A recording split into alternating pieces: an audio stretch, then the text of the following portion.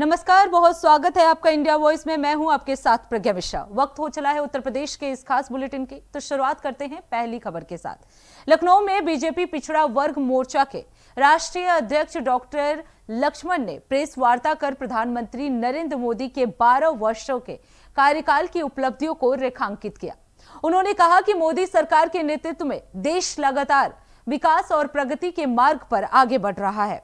साथ ही उन्होंने योगी सरकार की सराहना करते हुए कहा कि उत्तर प्रदेश में विकास कार्यों को नई गति मिल रही है और राज्य की पहचान मजबूत हुई है। इस दौरान उन्होंने विश्वास जताया कि वर्ष 2027 के विधानसभा चुनाव में बीजेपी पुनः सरकार बनाएगी। बैठक में संगठन के पदाधिकारी भी मौजूद रहे। इस खबर पर ज्यादा जानकारी दे रहे हैं हमारे संवाददाता।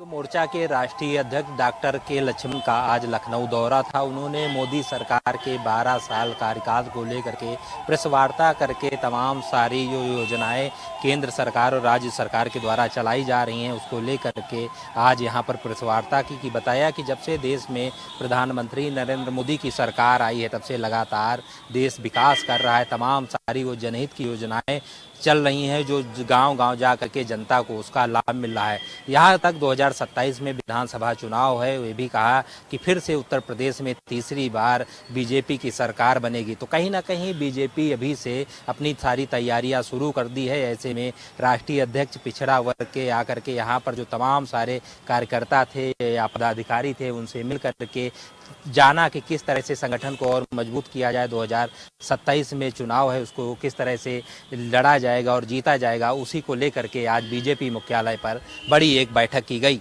वीडियो जर्नलिस्ट हरीश साथ बसंत मिश्रा, इंडिया वॉइस, लखनऊ।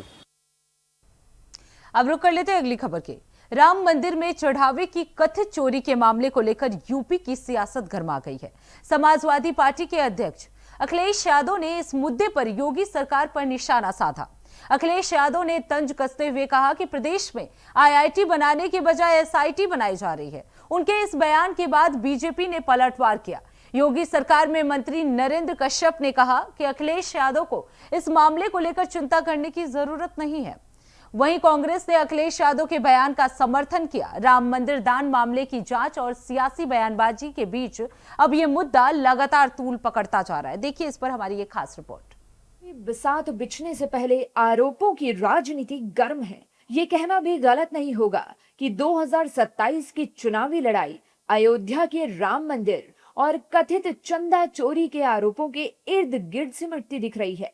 अब अखिलेश यादव के नए बयान ने सियासी तूफान ला दिया है। सपा अध्यक्ष अखिलेश यादव ने एक्स पर लिखा, बीजेपी का भ्रष्ट शासनकाल दुर्भाग्यपूर्ण है। प्रदेश में बननी चाहिए आईआईटी पर बन रही है एसआईटी। अखिलेश यादव के बयान से सियासी गर्मी बढ़ गई है। योगी सरकार में मंत्री ओम प्रकाश राजभर का कहना है कि अखिलेश यादव हमेशा विरोध करते हैं। ये सरकार का नहीं बल्कि ट्रस्ट का मामला है। एसआईटी जांच कर रही है। वहीं राज्य मंत्री नरेंद्र कश्यप का कहना है कि अखिलेश को चिंता करने की जरूरत नहीं है। देखिए, अखिलेश जी हमेशा विरोध करते हैं, उनको पता है वो ट्रस्ट का मामला है, सरकार से कोई ताल्लुकात नहीं है। ट्रस्ट के लोगों ने अपील किया कि एसआईटी से जांच करा दिया जाए। मुख्यमंत्री ने एसआईटी गठित कर दी और जांच भी शुरू हो गई है। जो जांच रिपोर्ट आएगी अखिलेश को भी भिजवा देंगे अगर कहेंगे तो। अखिलेश जी अपनी जिम्मेदारी से मुकरे हैं। विपक्ष की भूमिका शून्य है, लेकिन सरकार अपने किसी भी काम को करने में आगे बढ़ रही है। अयोध्या के इशू पर भी एसआईटी का गठन हो गया है। अखिलेश जी को चिंता करने की जरूरत नहीं है। योगी जी सक्षम है, हर समस्या का हल ढूंढ लेंगे। जहां बीजेपी अखिलेश यादव पर हमलावर है, वहीं कांग्रेस सपा के सुर में सुर मिला रही है और पूछ रही है कि आज तक किस एसआईटी का रिजल्ट आया है, सरकार बताए। बिल्कुल सही कहा अखिलेश यादव जी ने। आज तक किस एसआईटी का कोई रिजल्ट आया है बताएं। 89 से ज़्यादा एसआईटी योगी सरकार ने बनाई, उसमें कितने लोगों को दोषी किया गया ये बताएं। ये एसआईटी सिर्फ और सिर्फ सत्ता में बैठे कुछ कालनेमियों को बचाने का एक कुत्सित प्रयास है। जो सत्ता में बैठे हुए जो लोग हैं वो बच जाएं। वो जिन लोगों ने चंदा चोरी का, जिन लोगों ने चढ़ावा चोरी का, जिन लोगों ने पाप किया है, उनको संविधान से बचाने के लिए एक कोशिश है। धर्म के संविधान से तो, धर्म से तो वो बच नहीं सकते, लेकिन हाँ, उत्तर प्रदेश की भाजपा सरकार ऐसे कालनेमियों को बचाने की कोशिश करके अपने आप को रावण के साथ होने का दावा मुझे लगता है करेगी आगे। कांग्रेस का आरोप है कि एसआईटी का गठन सत्ता में बैठे कुछ कालनेमियों को बचाने के लिए किया गया है। अब देखना होगा कि सियासी शोर में एसआईटी की जांच में क्या निकलता है। अब रुक कर लेते हैं अगली खबर की। अयोध्या राम जन्मभूमि दान और चढ़ावे में कथित अनियमितताओं के मामले की जांच जारी है।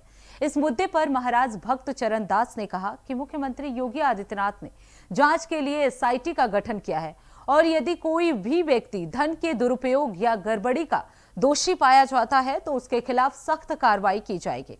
उन्होंने भरोसा जताया कि सरकार दोषियों को नहीं बख्शेगी। वहीं मामले में सुप्रीम कोर्ट से भी जांच करने की स्वतंत्र निगरानी की मांग की गई है। जांच के नतीजों पर सभी की नजर बनी हुई है। अयोध्या श्री राम मंदिर में जो दान दक्षिणा को लेकर हेराफेरी चल रहा है, माननीय मुख्यमंत्री योगी आदित्यनाथ जी खुद उसमें आगे बढ़े की एसआईटी स्थापना करके उसकी जांच कर रहे हैं और उसमें कहीं भी कोई भी गड़बड़ी किया होगा कोई भी, मैं समझता हूँ आदित्यनाथ योगी जी कभी उनको छोड़ेंगे नहीं। माननीय अवस्थी जी जो सुप्रीम कोर्ट से मांग किए है जो अलग से उसकी निगरानी रखने के लिए, मैं समझता हूँ कोई जरूरत नहीं है। लेकिन जो गलत किया है, कोई हेरा फेरी किया है दान पक्ष में, दान पात्र के दान पैसा से, तो उसके पर तुरंत कार्रवाई होना चाहिए, एफआईआर दर्ज होना चाहिए। क्योंकि पूरे देश के लोगों की एक धार्मिक भावना से जुड़ा हुआ है। लोग श्रद्धा भावना से दर्शन करने जाते हैं, अपना श्रद्धा भावना से दान करके आते हैं। उनकी दान के सही उपयोग होने के लिए ये देते हैं, सही उपयोग होना चाहिए। कहीं उसमें कोई गड़बड़ी इसमें कहीं मिल रहा है, कोई भी ऐसे गड़बड़ करता है, माननीय योगी आदित्यनाथ जी पूरे संपूर्ण उनकी जानकारी में एसआईटी स्थापना करके उनके ऊपर कार्रवाई करे, उनको दंड करे। जो भी कोई ऑफिसर हो चाहे ट्रस्टी हो, कोई भी कहीं किया होगा उसमें निष्कासित करना चाहिए, उनको दंडनीय अपराध करना चाहिए। क्योंकि आखिर लोग की पूरे भारतवर्ष के लोग की हिंदू सनातनी भावना श्रद्धा से जुड़ा हुआ हमारे राम जी मंदिर है। इतने बड़े संस्था में जब कहीं गड़बड़ पा जाता है तो कहीं ना कहीं एक समाज की संत समाज की एक पूरे धार्मिक वातावरण अलग प्रकार के दिशा में चली जाता है।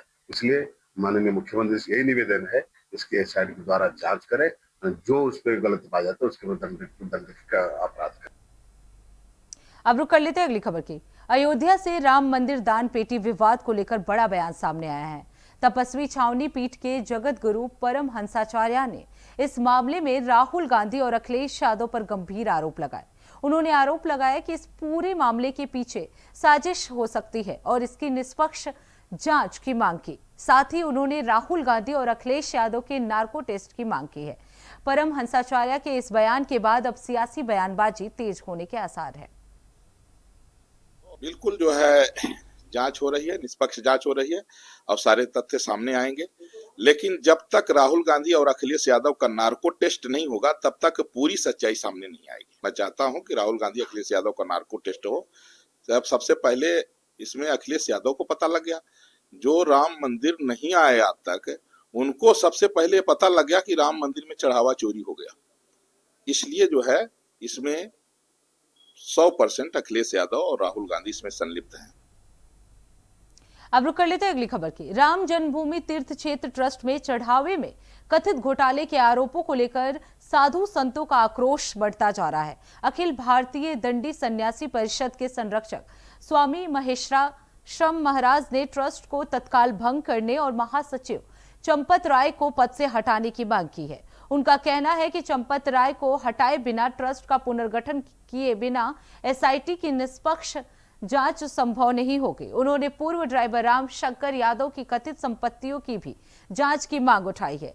स्वामी महाराज ने केंद्र सरकार से नया ट्रस्ट गठित कर उन्हें अयोध्या के प्रमुख संतों और स्वच्छ छवि वाले प्रतिनिधियों को शामिल करने की अपील की है।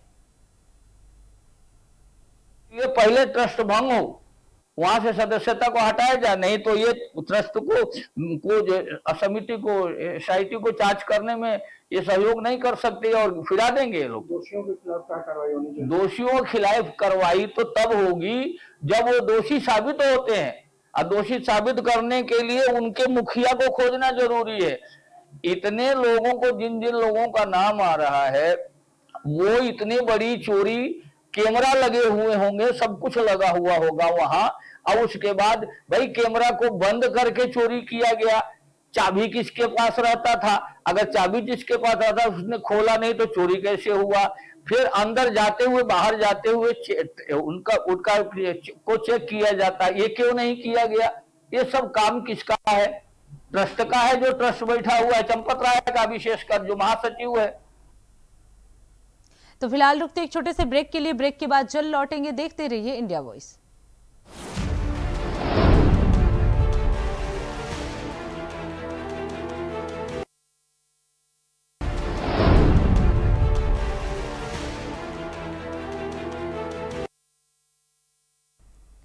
तो ब्रेक के बाद एक बार फिर आप सभी का स्वागत है। रुक कर लेते हैं खबरों की ओर।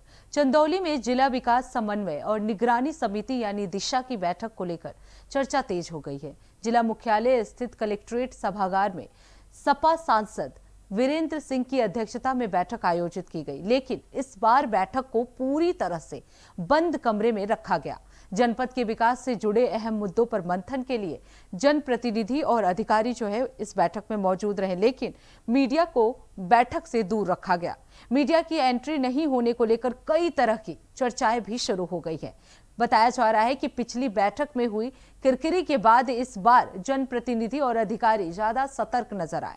वहीं सुरक्षा व्यवस्था को मद्देनजर रखते हुए कलेक्ट्रेट परिसर में भारी पुलिस बल और पीएससी की तैनाती की गई है। फिलहाल बंद कमरे में हुई दिशा की बैठक लोगों के बीच चर्चा का विषय बनी हुई है।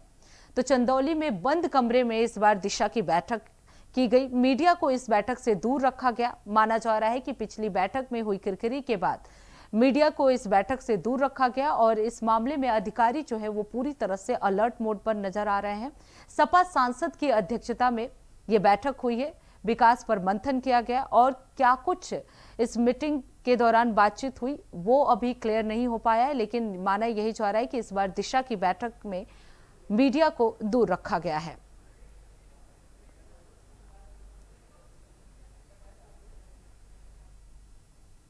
अब रुक कर लेते हैं अगली खबर की। अंतर्राष्ट्रीय योग दिवस 2026 के अवसर पर आयुष मंत्रालय ने गंगोत्री से गंगा सागर कार्यक्रम का आयोजन किया। इस विशेष योग श्रृंखला के तहत प्रयागराज के घाट पर हजारों स्थानीय लोगों ने सामूहिक योगाभ्यास में हिस्सा लिया। कार्यक्रम का उद्देश्य योग के प्रति जागरूकता बढ़ाना और स्वस्थ जीवन शैली को प्रोत्साहित करना था। गंगा तट पर आयोजित इस आयोजन में लोगों ने उत्साहपूर्वक भाग लेकर योग के महत्व का संदेश दिया। तो आपको बता दें, प्रयागराज में गंगोत्री से गंगा सागर कार्यक्रम का आयोजन किया गया। इस दौरान आपको बता दें, आयुष मंत्रालय ने इस पूरे कार्यक्रम को आयोजित किया। घाट पर सामूहिक योगाभ्यास जो है इस दौरान कराया गया।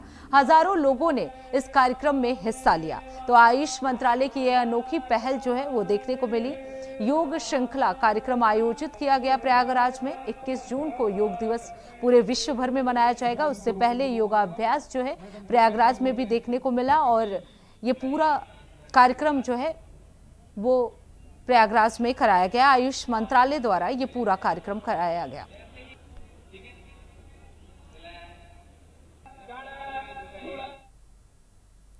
अब रुक कर लेते हैं अगली खबर की। खबर गाजियाबाद से है, जहां ग्राम समाज की जमीन पर अवैध कब्जे के खिलाफ प्रशासन की कार्रवाई की तैयारी में है। आपको बता दें, मामला ग्राम कुशलिया का है, जहां करीब 1 करोड़ रुपए की कीमत की भूमि को कब्जा मुक्त कराने की प्रक्रिया शुरू की जा रही है।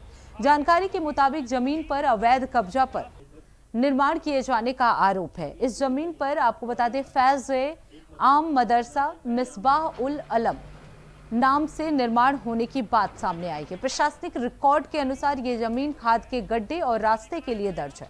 आरोप है कि ये कब्जा यामीन पुत्र गनी द्वारा किया गया था, जिसका अब निधन हो चुका है। फिलहाल प्रशासन पूरे मामले की जांच के बाद जमीन को कब्जा मुक्त कराने की कार्रवाई की तैयारी में जुटा हुआ है। तो ग्राम समाज की जमीन पर कार्रवाई की तैयारी जो है वो तेज हो गई है प्रशासन की। आपको बता दें, कुशलिया में 1 करोड़ की भूमि से कब्जा हटाने का पूरा कार्य जो है अब प्रशासन द्वारा किया जाएगा।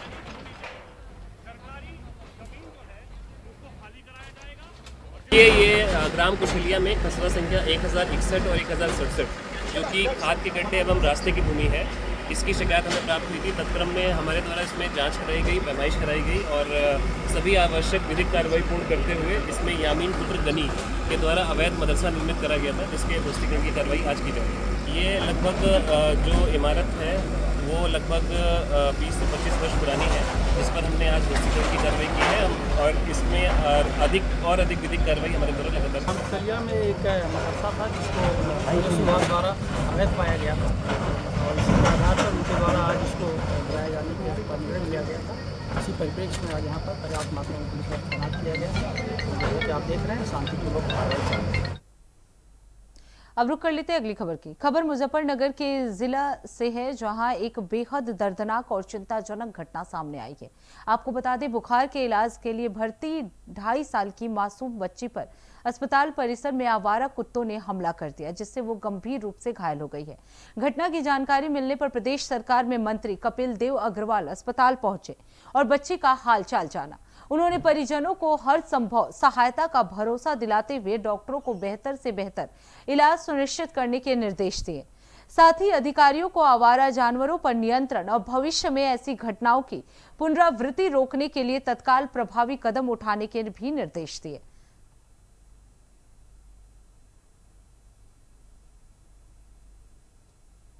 जिला चिकित्सालय में आया हूँ और अक्सर किसी न किसी माध्यम से या किसी घटना के आधार पर अस्पताल में होना आता रहता है और सीएमएस को जब भी आवश्यकता पड़ती है आवश्यक रूप से हिदायत को निर्देश भी दिया। मैं कल बाहर था तो कल ये घटना हुई अस्पताल के अंदर। छोटी बच्ची है लगभग 2.5 वर्ष की और उसके कुत्ते ने यहाँ पर काटा। तो ये बनारस से सीधा यहाँ पे आ रहा हूँ और सीधा घर पहुँचने के बजाय अस्पताल में पहुँचा और यहाँ पूछ के डॉक्टर से बातचीत की, सीएमएस से उसके परिवार के लोगों से बातचीत की, बच्ची को देखा और बस सख्त तरीके से सबसे प्रथम तो बच्ची का ट्रीटमेंट ठीक तरह से हो, किसी प्रकार की कोई दिक्कत ना हो, उसकी दवाइयाँ हॉस्पिटल से मिले, जो प्रॉपर इंजेक्शन है, दवाइयाँ हैं, मेडिसिन हैं, उसको ठीक प्रकार से मिले। और जो कुत्तों का विषय है तो बहुत सारे सामाजिक संस्थाएं इस काम के लिए खड़ी हो जाती हैं, उसके बावजूद भी डॉक्टर साहब बहुत सख्ती के साथ बात हिदायत दी गई है इस प्रकार की घटनाओं की पुनरावृत्ति ना हो। जो खासतौर वार्ड्स हैं उन वार्ड के अंदर तो गेट लगे या इस प्रकार की बैरिकेडिंग से लगे जिसमें कुत्तों का प्रवेश ना हो, अंदर ना घुस पाए। चूँकि ये बच्ची घटना हुई है, किसी के साथ भी हो सकती है, बड़े के साथ भी हो सकती है, उसकी पुनरावृत्ति ना हो ऐसा निर्देश डॉक्टर दिया गया। अब रुक कर लेते हैं अगली खबर की। खबर हमीरपुर से है, जहां पंचायत सचिव राजू सिंह की मौत मामले में नया मोड़ सामने आया है। राजू सिंह के पिता 2 ग्राम प्रधानों और 1 प्रधान प्रतिनिधि पर हत्या का आरोप लगाया है। शिकायत के आधार पर पुलिस ने मुकदमा दर्ज कर जांच शुरू कर दी है। राजू सिंह का शव किराए के कमरे में फांसी से लटका हुआ बरामद हुआ था।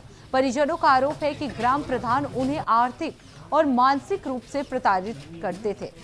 तो पंचायत सचिव राजू सिंह की मौत का ये पूरा मामला है, जहां पिता ने ग्राम प्रधानों पर कई गंभीर आरोप लगाए हैं। उन्होंने आरोप लगाया कि जो ग्राम प्रधान है वो आर्थिक और मानसिक रूप से प्रताड़ना देते थे, जिसके बाद युवक ने फांसी लगाई।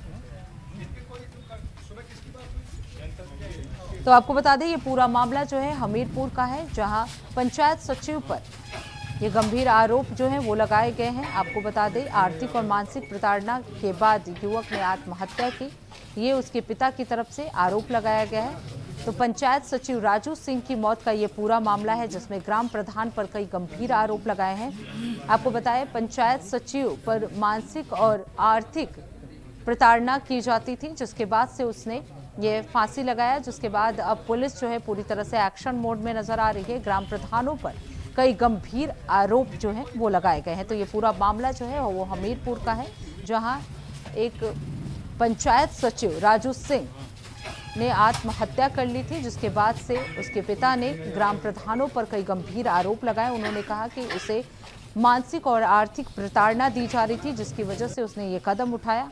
अब पुलिस प्रशासन जो है वो पूरी तरह से एक्शन मोड में नजर आ रही है और आगे की कार्रवाई में पुलिस जुटी हुई है।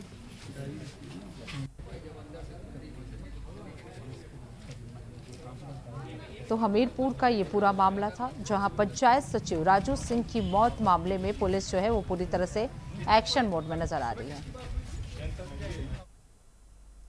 तो फिलहाल उत्तर प्रदेश के इस खास बुलेटिन में बस इतना ही। देश दुनिया की तमाम बड़ी खबरों के लिए देखते रहिए इंडिया वॉइस। तब तक के लिए नमस्कार।